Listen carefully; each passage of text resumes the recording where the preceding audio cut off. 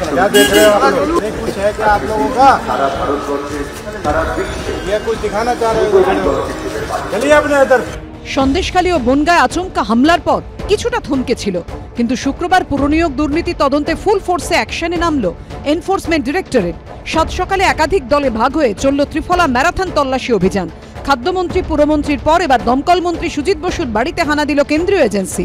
বড়নগরের তৃণমূল বিধায়ক তাপস রায় এবং তৃণমূল পরিচালিত উত্তর দমদম পুরসভার প্রাক্তন চেয়ারম্যানের বাড়িতেও অভিযান চালালো ইডি। 70টা পুরসভার চেয়ারম্যান এবং তৃণমূলের নেতারা যুক্ত।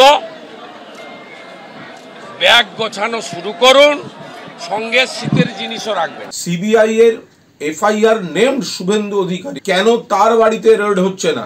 সারদার অভিযুক্ত, নারদার অভিযুক্ত, কেন শুভেন্দু অধিকারীর বাড়িতে রেড হচ্ছে না?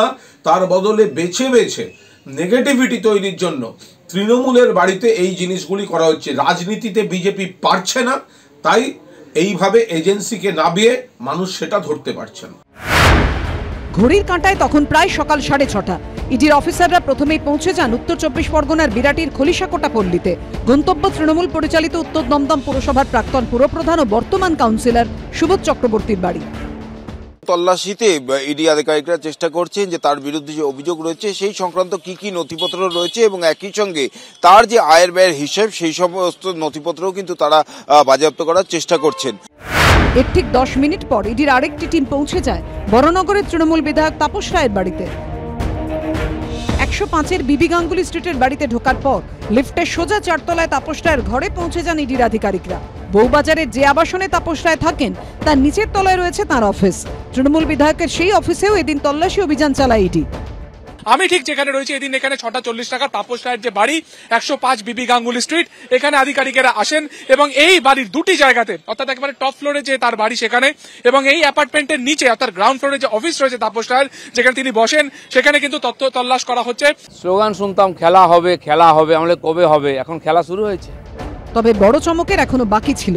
সকাল 6:40-এর পরে ইডির আরও একটি টিম চলে আসে লেকটাউনের শ্রীভূমিতে। দমকল মন্ত্রী সুজিত বসুর একই পাড়ার দুটি বাড়িতে একযোগে হানা দেন ইডির আধিকারিকরা। হেভিওয়েটদের বিভিন্ন ঠিকানায় ইডি অফিসাররা তল্লাশি অভিযান চালাচ্ছেন এবং যে জায়গায় আমি দাঁড়িয়ে রয়েছি পেছনে তুমি দেখতে পাচ্ছ সুজিত বসুর বাড়ি এবং বাড়ির ভেতরে ইডি অফিসাররা রয়েছেন, বাইরে সেন্ট্রাল ফোর্সের অফিসাররা তারা কিন্তু দাঁড়িয়ে রয়েছেন। ইডি সূত্রের খবর সুজিত বোসের নাম, সুজিত বোসকে সামনে রেখে কিন্তু প্রায় 6 মাস ধরে তারা কিন্তু তদন্ত চালাচ্ছেন। ওখানকার স্থানীয় মানুষেরা বলেন যে সুজিতবাবু একসময় রাস্তার ধারে ঠেলা লাগিয়ে এগরোল বিক্রি করতেন। সেই সুজিত বসু এত কোটি টাকার সম্পত্তির মালিক হলেন, কিভাবে হলেন, এই সমস্ত বিষয়ে তো তদন্ত হওয়াই উচিত অবশ্যই। আমরা চাই ইডি শুধু সক্রিয় নয়, সক্রিয় হওয়ার পাশাপাশি প্রকৃত অপরাধীদের ধরে তাদের যথাযোগ্য শাস্তির ব্যবস্থা করবে। আমরা ইডিকে সক্রিয় দেখতে চাই, সাহসী দেখতে চাই, দৃঢ়তা দেখতে চাই। কারণ একটাই, যা কিছু হচ্ছে পশ্চিমবঙ্গে মনে রাখবেন কোর্টের নির্দেশে হচ্ছে। তদন্ত অভিযান শেষ অবধি কি হবে, এটাই লাখ টাকার প্রশ্ন। ঝিলম করঞ্জাই, প্রকাশ সিনহা ও সত্যজিৎ বৈদ্যর রিপোর্ট, এবিপি আনন্দ।